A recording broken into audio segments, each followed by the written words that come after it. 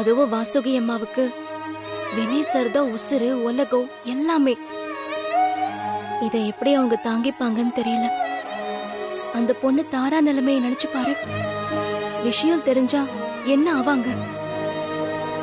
எல்லாத்துக்கும் மேல வினய் சார். எனக்கே அவரை 2 நாள் இருந்துட்டு போனதும் ஒரு மாதிரியா இருந்துச்சு. யாருக்கு என்ன எழுதி வச்சிருக்குன்னே தெரியல மித்ரா. நிஜமாவே இதை கியூர் பண்ண முடியாதா தீபா? ஐ மீன், நிறைய கேன்சர் பேஷண்ட்ஸ்லாம் இப்ப பொழைக்கிறாங்கல்ல.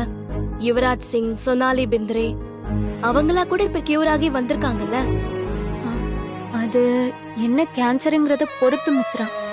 வினய் சாருக்கு வந்திருக்கிறது பேங்க்ரியாட்டிக் டியூமர், கணையத்துல வர கேன்சர். ஓ, அது அவ்வளோ டேஞ்சரா?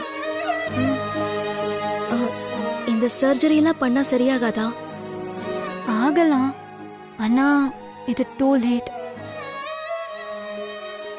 ட்ரை பண்ணி பார்க்கலாம்ல. மித்ரா, நீ ஒன்னு மறந்துட்ட. வினய் சாரோட ஃபாதர் சிட்டிலே பெரிய டாக்டர். அவங்க நினைச்சா உலகத்துல எங்க வேணாலும் கூட்டிட்டு போய் ட்ரீட்மெண்ட் பாப்பாங்க. நீ ஏன் இவ்ளோ கவலைப்படுற? டாக்டர் ரொம்ப நல்லவர் தீபா. என்ன பண்றது? ஆமா, ஏன் அந்த ஏதோ சொன்னி அந்த கணைய கேன்சர், அது மட்டும் ஏன் அவ்வளோ டேஞ்சர்? மித்ரா, இப்பதானே சொன்ன அந்த பேச்ச விடுன்னு. இல்லடி, சும்மா தெரிஞ்சுக்கலாம் தான் கேட்டேன். இந்த கணையத்துலலாம் கேன்சர் வரும்னு எனக்கு இப்பதான் தெரியும். அத டயக்னோஸ் பண்றது ரொம்ப கஷ்டம். அதான் காரணம். டியூமர் செல்ஸ் ஸ்ப்ரெட் ஆக ஆரம்பிச்சதுக்கு அப்புறம் தான் அதோட சிம்டம்ஸ் தெரிய ஆரம்பிக்கும். அதுக்கு இதுதான் சிம்டம்ஸ் சாலிடா எதுவுமே நம்ம சொல்லவே முடியாது. ஒவ்வொருத்தருக்கும் ஒவ்வொரு மாதிரி இருக்கும். அதனாலதான் உலகத்துல டெத் ரேட் ரொம்ப அதிகமா இருக்க டியூமர்ஸ்ல இதுவும் ஒண்ணு. நீ ரொம்ப கவலைப்படாத, நடக்கிறது தான் நடக்கும். நீ பேசாம படுத்து தூங்கு.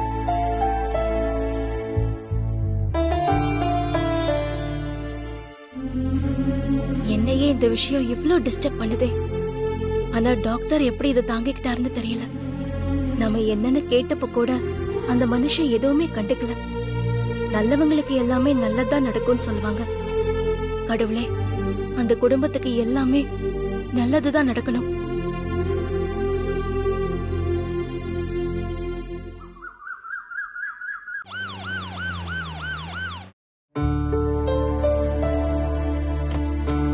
Excuse me, sir. Yeah, come here.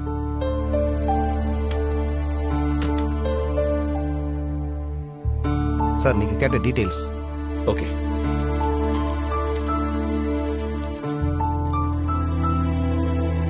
இந்த எம்ஆர்ஐ ஸ்கேனர்ல ஏதோ ப்ராப்ளம் இருந்துச்சு, சால்வ் பண்ணியாச்சா? டெக்னீஷியன்ஸ் வந்து பார்த்துட்டு இருக்காங்க சார். ஆஃப்டர்நூன் ரெடி ஆயிரும். ஓ,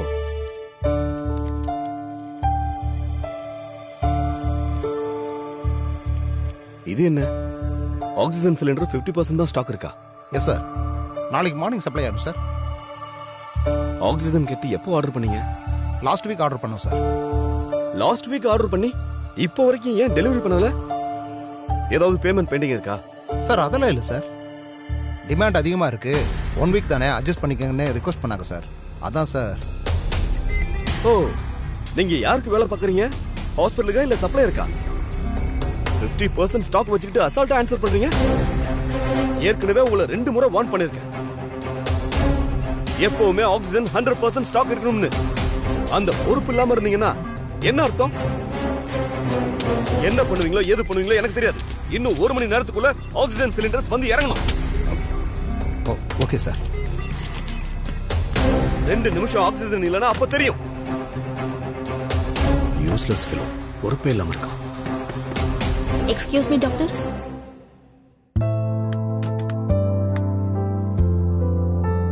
உனக்கு என்ன? கோயிலுக்கு போயிட்டு வந்தேன், அதான் பிரசாதம் கொடுத்துட்டு போலான்னு வந்தேன் டாக்டர்.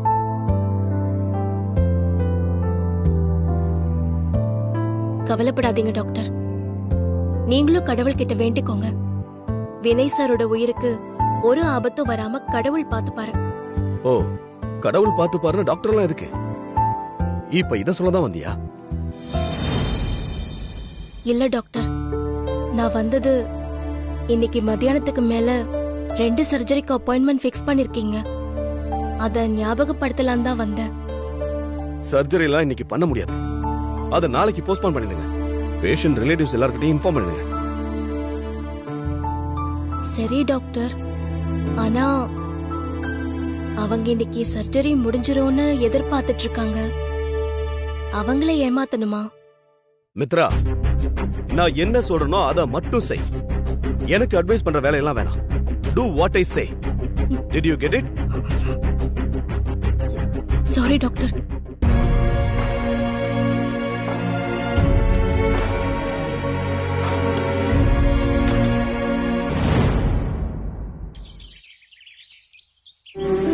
எல்லாம் ரெடி ஆயிடுச்சா?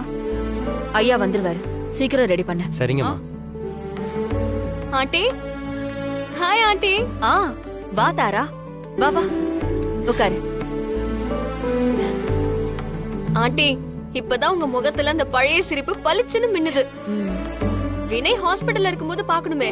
ஐயோ, சுத்தி இருக்கிற எல்லாருமே அப்படியே கலங்கடிச்சிட்டீங்க. நீ மட்டும் என்னவா உடைஞ்சு போன செடி மாதிரி தானே உட்கார்ந்துட்டு இருந்த? சரி, அப்பா அம்மா எல்லாம் எப்படி இருக்காங்க? அவங்களுக்கு என்ன, ஆல்வேஸ் பிஸி. ஆண்டி, வினய் எங்க? அவன் ரூம்ல தான் இருக்கான். ஓ, ரூம்ல தான் இருக்கானா? போறேன். என்ன தாரா, கண்ணு மொழியெல்லாம் வெளியில வருது? எதுவும் பஞ்சாயத்தா? அதெல்லாம் இல்ல. வினய் வந்ததும் அத பண்ணலாம் இத பண்ணலான்னு ஏகப்பட்ட பிளான் வச்சிருந்தான் ஆண்டி. அவன் என்னடானா வந்த உடனே ஹாஸ்பிடல் போயிட்டான். அதுக்கப்புறம் நானும் கால் பண்ணிக்கிட்டே இருக்க, எடுக்கவே மாட்டேங்கிறான். அதான் நேர்லயே வந்துட்டேன். ஓ, அவனும் ஹாஸ்பிடல்ல இருந்து வந்ததுல இருந்து சோர்ந்து போய் வீட்லயே தான் உட்கார்ந்துட்டு இருக்கான். சரி, நீ போய் பாரு, அவனுக்கு கொஞ்சம் ஃப்ரீயா இருக்கும். Okay aunty.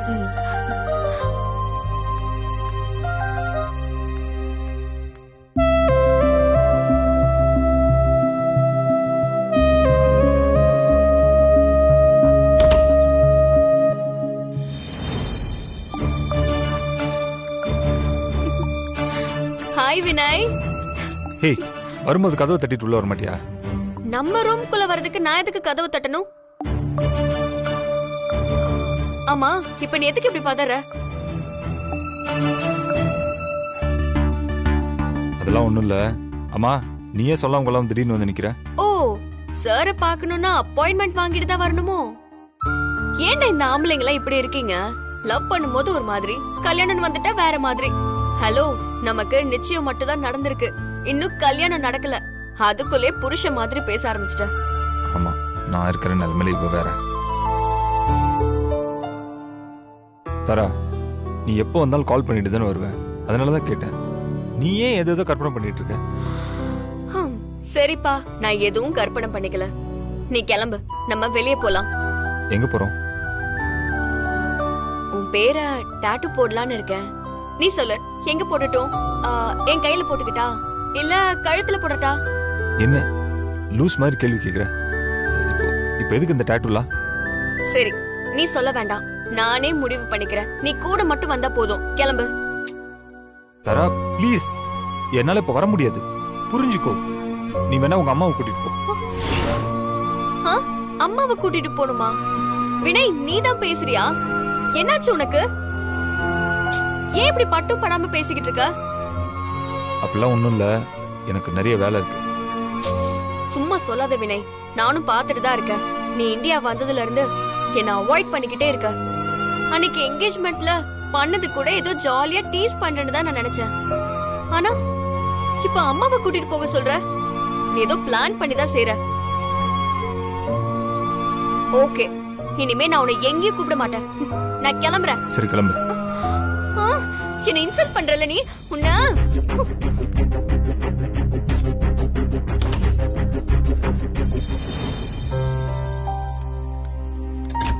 தாரா, என்ன தாரா நீ மட்டும் வர? வினய் எங்க? உங்க மகனுக்கு நிறைய வேலை இருக்கான், முடியாதுன்னு சொல்லிட்டான்.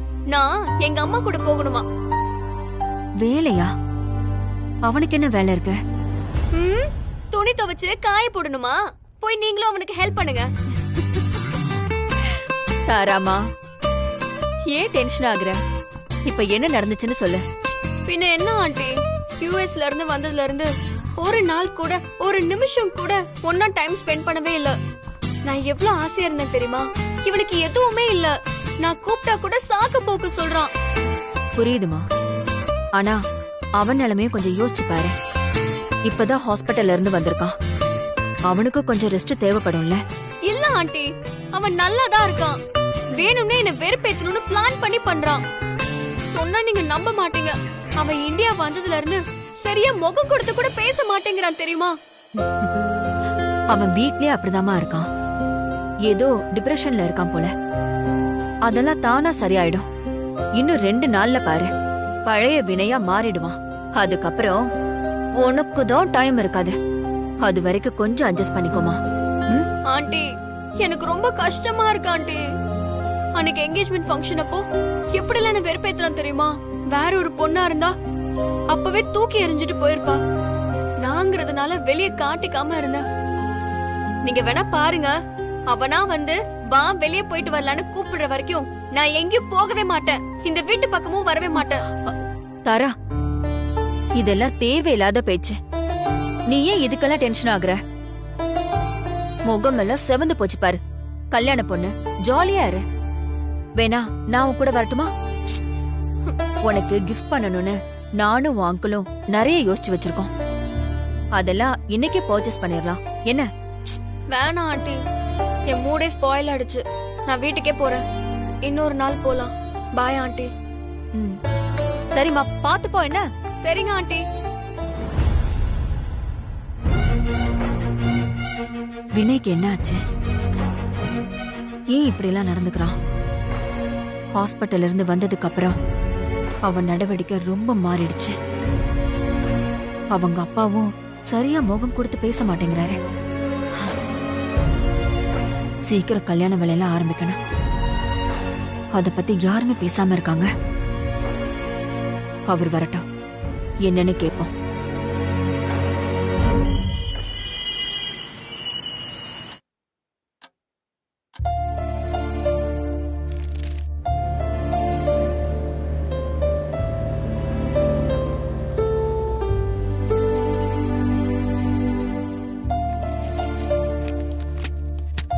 என்னங்க, டைம் ஆச்சு.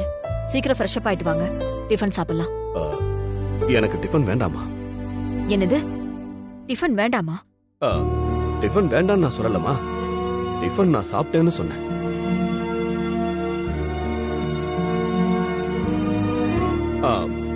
வினய் சாப்பிட்டானா? இல்ல, அவனும் வேண்டான்னு சொல்லிட்டான். என்னது, வேணான்னு சொல்லிட்டானா? ஆமா. என்ன ஆச்சு உங்க 2 பேருக்கும்? சாப்பிட சொன்னா என்னமோ கத்துறாவ. வினய், வினய்.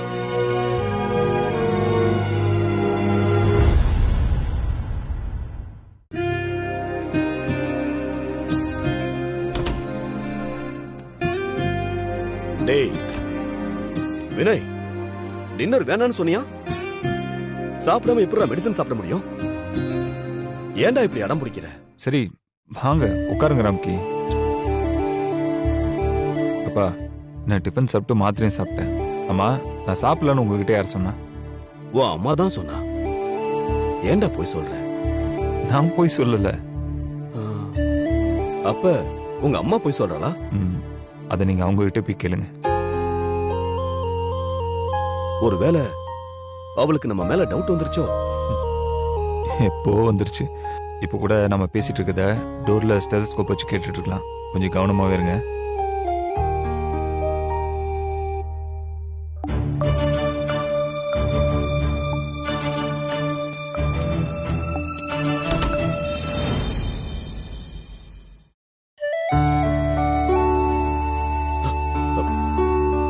ஹேய் வசு, நீங்க என்ன பண்ணிட்டு இருக்க? அப்பாவும் மகனும் சேர்ந்துக்கிட்டு ஏதோ நாடகம் போடுற மாதிரி தெரியுதே.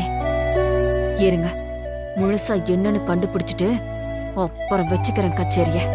இருக்குங்க 2 பேருக்கும். வினய் தூங்கிட்டான். அவனை டிஸ்டர்ப் பண்ண வேண்டாம்னு தான் நான் வந்துட்டேன். ஆமா, வீட்ல நீ என்னதான் பண்ணிக்கிட்டு இருக்க? உன் புள்ள வேணான்னு சொன்னா நீ விட்டுருவியா? செல்லமா 2 தட்டு தட்டி அவனுக்கு ஊட்டி விட மாட்டேன். நீங்களும் வந்து சாப்பிடலன்னா கண்டிப்பா நான் அதை தான் பண்ணுவேன். ஒரு 2 மினிட்ஸ், நான் ஃப்ரெஷ் அப் ஆயிட்டு வந்துறேன். எடுத்து வை.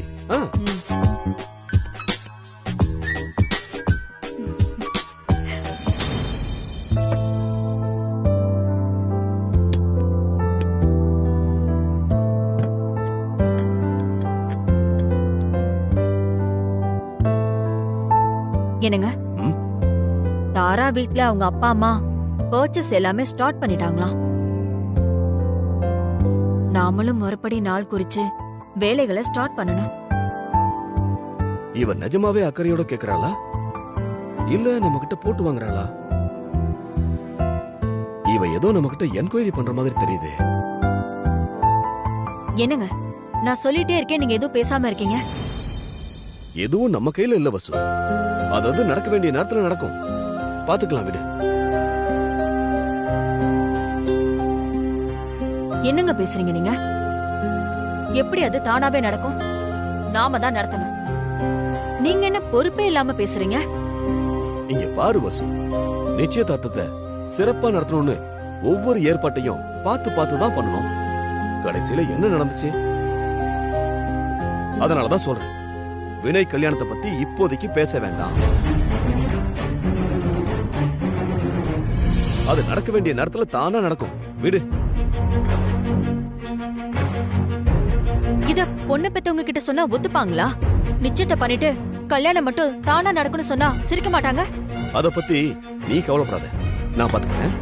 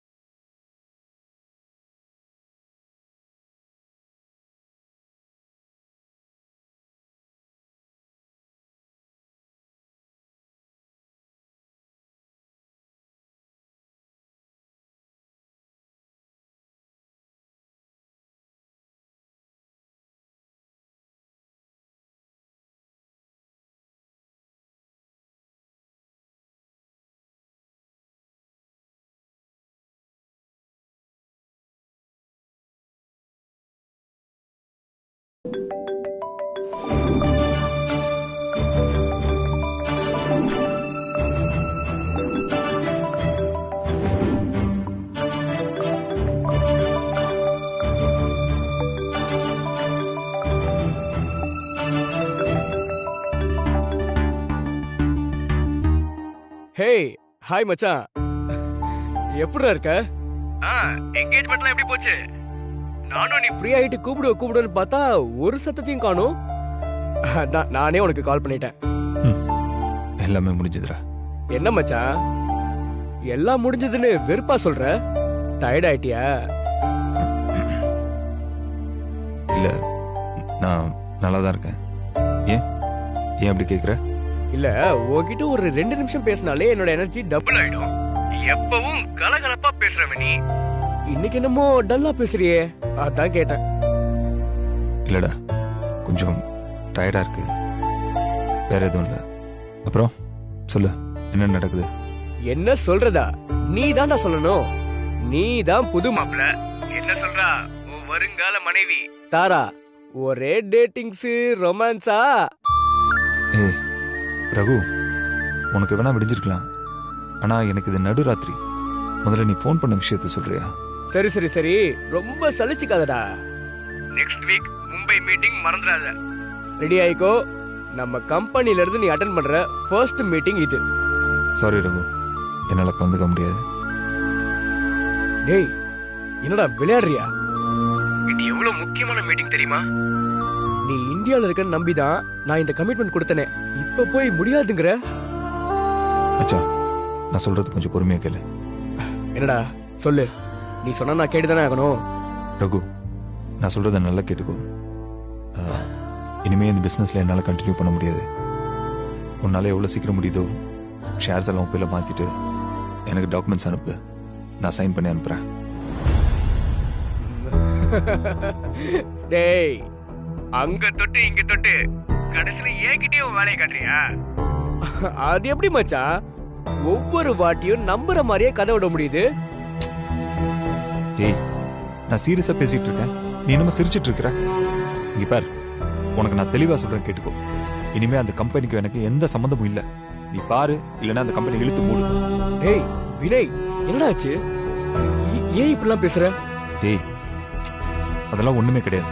நீ என் பக்கம் லீகலா முடிக்க வேண்டியது என்னென்ன இருக்கோ அதெல்லாம் சீக்கிரம் முடிக்குது பாரு. இங்க பாரு, உனக்கு நான் மறுபடியும் சொல்றேன், நான் பேசினது எதுவுமே காமெடி கிடையாது. I'm serious.